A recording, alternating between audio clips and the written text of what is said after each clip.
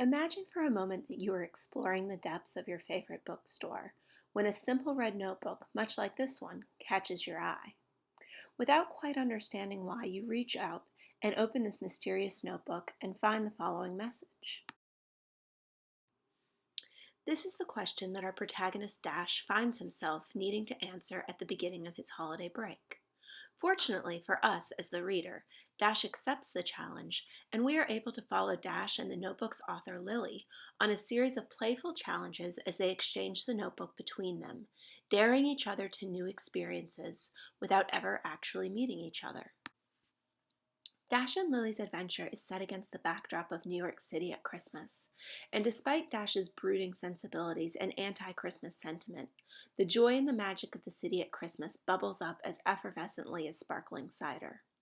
As you follow Dash and Lily's escapades around the city, it becomes clear that while the promise of romance is there, this book is just as much about seeing the world through another person's eyes and subsequently seeing the world in a different way yourself.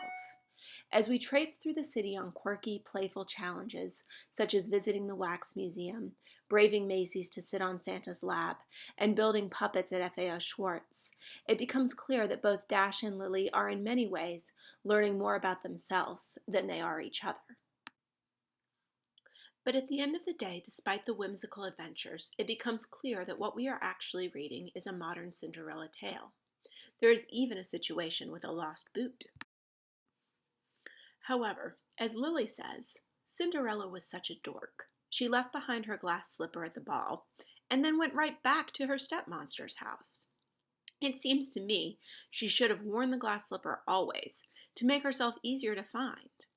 I always hoped that after the prince found Cinderella and they rode away in their magnificent carriage, after a few minutes she would turn to him and say, "Can you drop me off down the road, please? Now that I've finally escaped my life of horrific abuse, I'd like to see something of the world, you know? I'll catch back up with you later, Prince, once I've found my own way." Clearly, in Dash and Lily, we are not going to be left with a daring rescue by a handsome prince, and the authors still have some tricks up their sleeves for how this modern fairy tale will end. Dash and Lily's Book of Dares is quaint, whimsical, and overall fun. If, by some chance, you do ever find yourself succumbing to Dash's cynicism, Lily's optimism in the story at large will bring you back to everything delightful about young love in the city at Christmas.